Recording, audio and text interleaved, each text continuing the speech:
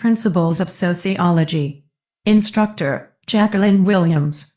Textbook, Sociology, A Brief Introduction, 10th edition, by Richard T. Schaefer. Questions to keep in mind while reading the chapter and watching the lecture are: how did sociology develop? How does it differ from other social sciences? Who are the pioneers and what are their theoretical perspectives? How does sociology help us develop a sociological imagination? Sociology is the scientific study of social behavior in human groups. Sociology focuses on how relationships influence people's attitudes and behavior, and how societies develop and change. C. Wright Mills describes the sociological imagination as an awareness between an individual and the wider society, both in the past and the present. In other words, the sociological imagination allows people to understand the connections between their immediate or personal world and the remote or impersonal social world, as well as how those connections help to shape the person they are. A key element of the sociological imagination is the ability to view one's society as an outsider rather than only from the perspective of personal experiences and cultural biases. The sociological imagination looks beyond a limited understanding of human behavior and views the world and the people in it in a new way. With the sociological imagination, you can see through a broader lens. For example, imagine that you are in an argument with someone. In all likelihood, you can see why that person is wrong and you are right. However, it may be hard for you to see how that person is right and you are wrong. Now, if you were a third person sitting on the sidelines, and without judgments or opinions about the argument, you only observed what was taking place, you would be more likely to see why each person thinks they are right and the other person wrong. Having a sociological imagination is having that type or third-person perspective. Is sociology a science? Science refers to the body of knowledge obtained by methods based on systematic observation, or the scientific method.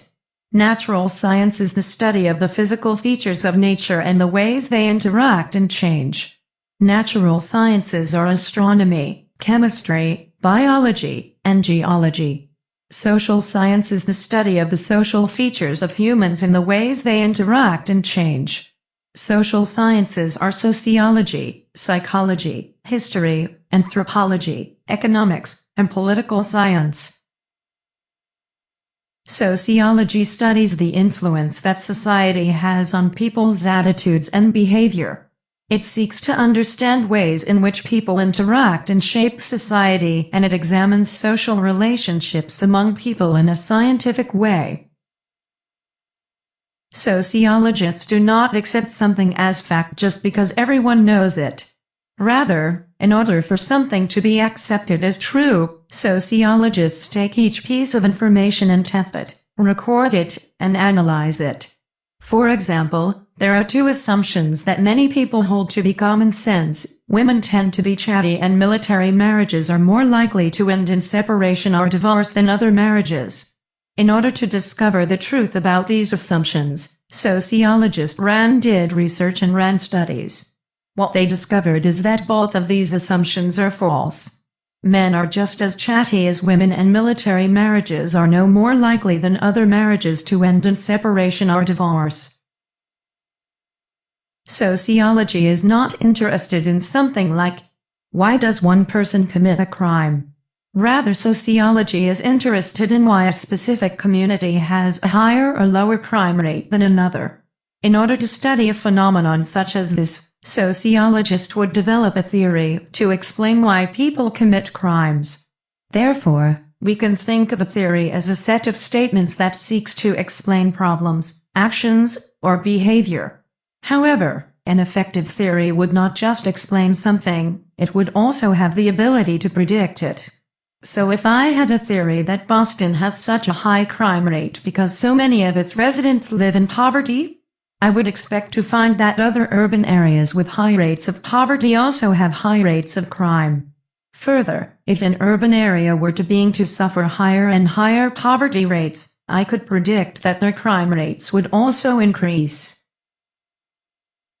Philosophers and religious authorities have been making observations of human behavior since the time of ancient and medieval societies. However, it was not until the 19th century when European theorists started to make significant contributions to the study of human behavior that sociology began to develop into a scientific field of study. One of the first pioneers in the field of sociology was Auguste Comte.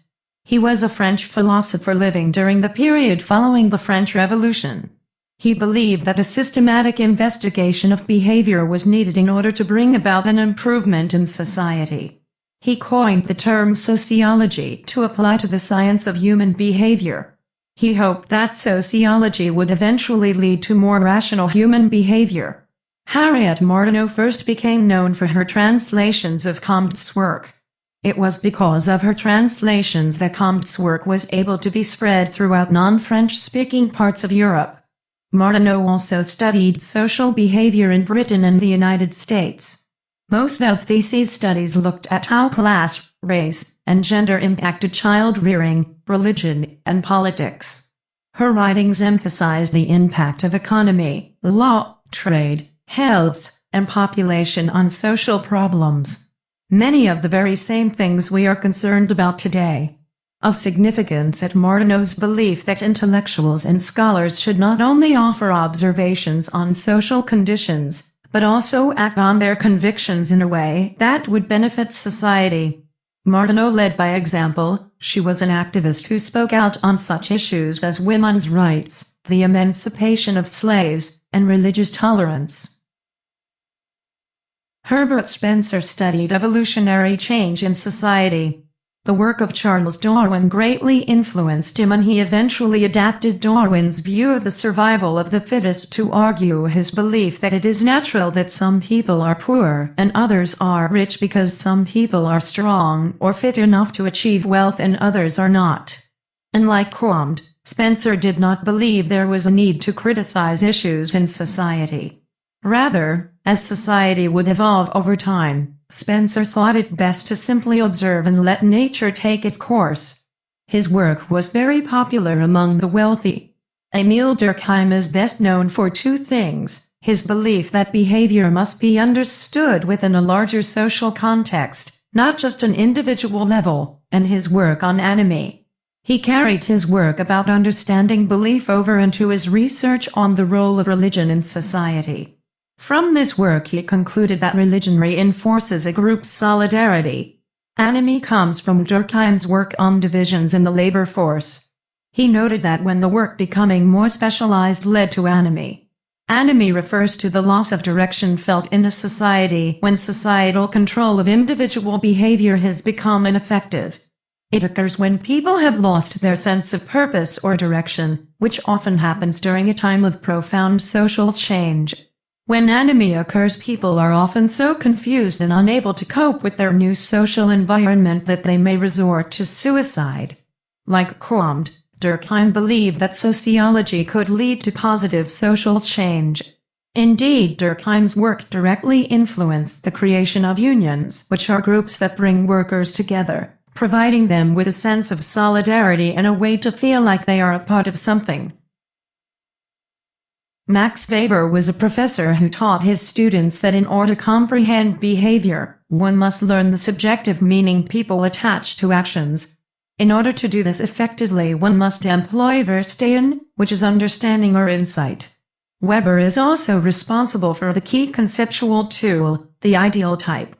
By ideal type, Weber did not mean that something was the best, rather he meant a model by which other things could be compared. For example, you could come up with a list of preferences in a mate, and that would be your ideal type by which you would evaluate your dates. However, your ideal type is nothing more than what you prefer, and what you prefer may not be what someone else prefers. Like Durkheim and Weber, Karl Marx was interested in the abstract and the reality. However, Marx was so critical of social institutions that he spent most of his life in exile from his native Germany.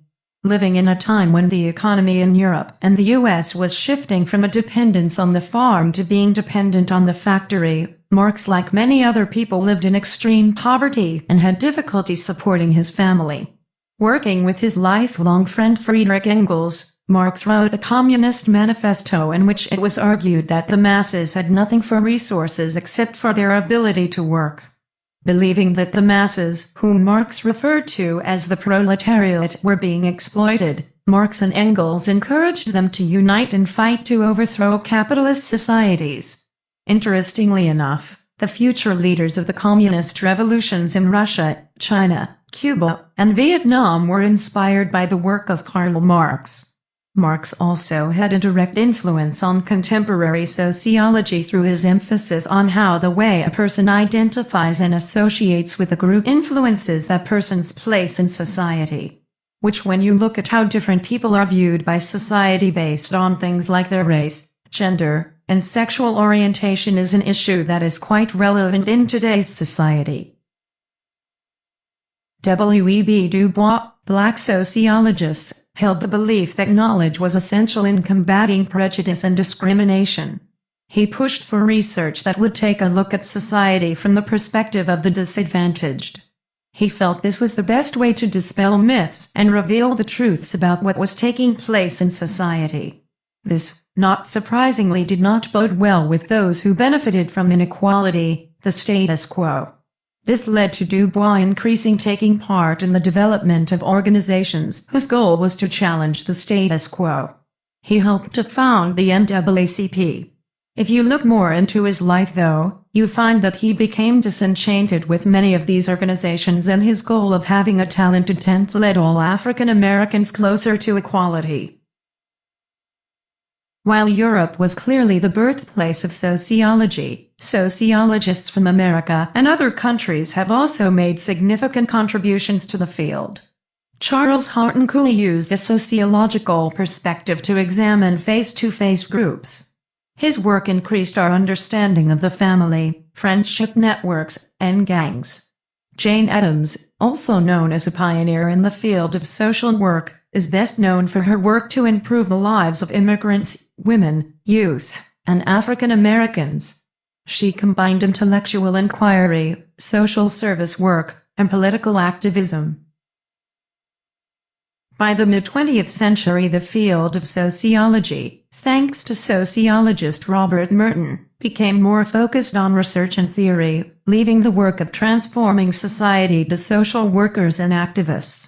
For Merton, how people achieve success in life can be viewed as deviant if their idea of success and/or means of achieving success are not socially accepted.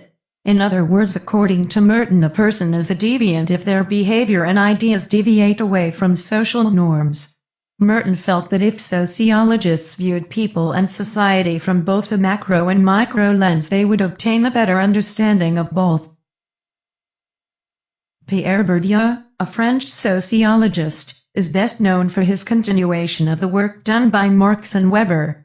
However, Bourdieu expanded the definition of capital to include the accumulation of knowledge, prestige, culture, and formal schooling. He looked at how capital is used to sustain individuals and families from one generation to the next. There are three major sociological perspectives: the Functionalist perspective, the Conflict perspective, and the Interactionist perspective. The Functionalist perspective views society as a living organism in which each part contributes to its survival. It places an emphasis on the way parts of a society are structured to maintain its stability. Tauke Parsons, a key figure in the development of functionalist theory, was greatly influenced by the work of Durkheim, Weber, and other European sociologists.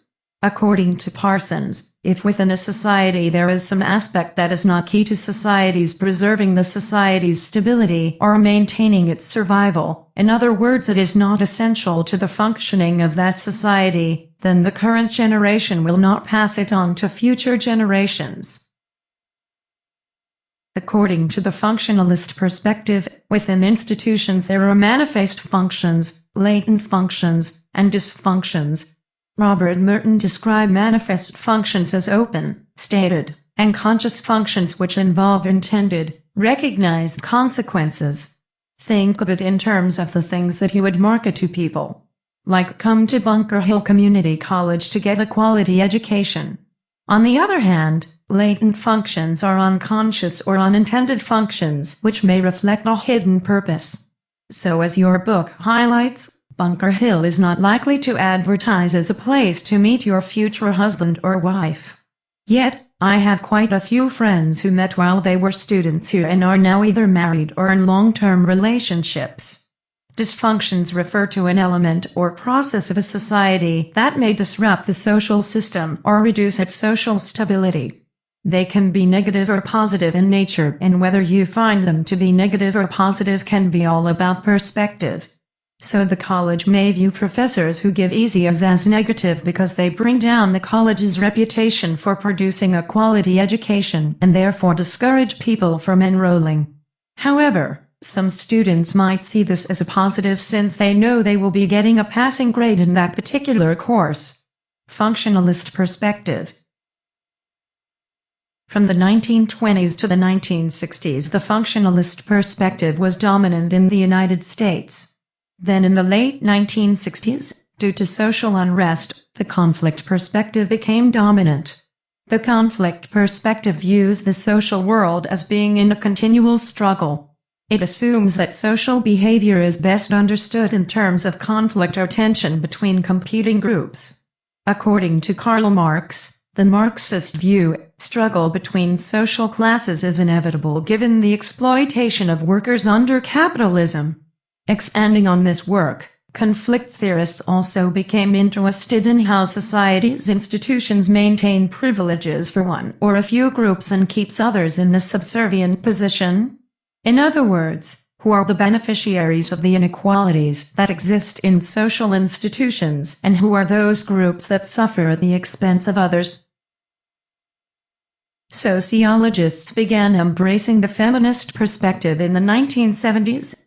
Yet, if you look back, you can find feminist theory in the work of such women as Ida Wells Barnett, an advocate for both civil and women's rights, and Jane Addams, an activist who advocated for the rights of women and youth. The feminist perspective views inequality in gender as central to all behavior and organization. It is often allied with the conflict perspective, and indeed it does focus on macro-level relationships, like conflict theory. Feminist theory is also heavily influenced by the work of such conflict theorists as Karl Marx and Friedrich Engels, viewing the subordination of women as inherent in capitalist societies. However, radical feminists hold the oppression of women is inevitable in all male-dominated societies. The interactionist perspective is grounded in micro-sociology and primarily concerned with fundamental or everyday forms of interaction, including symbols, a salute or clenched fist, and nonverbal communication like facial gestures, expressions, and postures. These things are all important in human communication. So the interactionist perspective, also known as symbolic interactionism, makes generalizations about these everyday forms of social interaction in order to explain society as a whole. In this way, it is a sociological framework for viewing human beings as living in a world of meaningful objects. From slugging to tattoos to dress codes, interactionists study how people interact with one another. How they use/manipulate symbols to express themselves/send messages.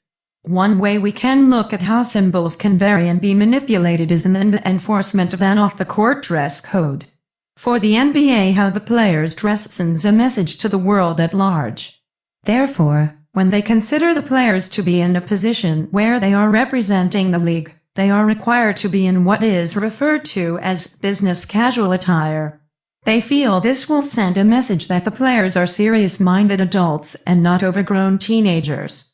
A distinction between street ballers and NBA ball players. The interactionist perspective is different from both the conflict and functionalist perspectives, in that it was developed in the United States.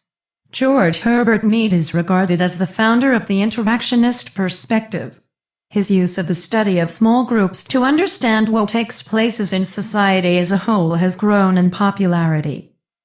Irving Goffman popularized the method known as the dramaturgical approach. This approach compares everyday life to performing on a stage. Basically, it views people as actors who project different images in different areas of their lives in the same manner an actor must project a certain image to the audience. Rather than always working from one perspective, it is best for a sociologist to utilize all the major perspectives. In this way, sociologists are able to gain the broadest understanding possible. At the same time, when doing research, it can be more practical, cost-efficient for a sociologist to work from their preferred theoretical viewpoint. In this way, it is possible for a sociologist to narrow down what to study, how to study it, and what question to ask or not to ask about it. Applied sociology is the use of the discipline of sociology with the specific intent of yielding practical applications for human behavior and organizations. Said simply, it is the use of sociology to come up with methods for changing behavior and institutions. On the other hand, clinical sociology is dedicated to altering social relationships or to restructuring social institutions. Put simply, it is about taking proven methods and using them to interact change in social relationships and institutions. Both applied and clinical sociology can be contrasted with basic sociology, which seeks a more profound knowledge of the fundamental aspects of social phenomena. This means that on its most basic level, sociology is about studying aspects of society just to gain a better understanding of them, with no intention of doing anything about what is being studied. This concludes the lecture for Chapter 1.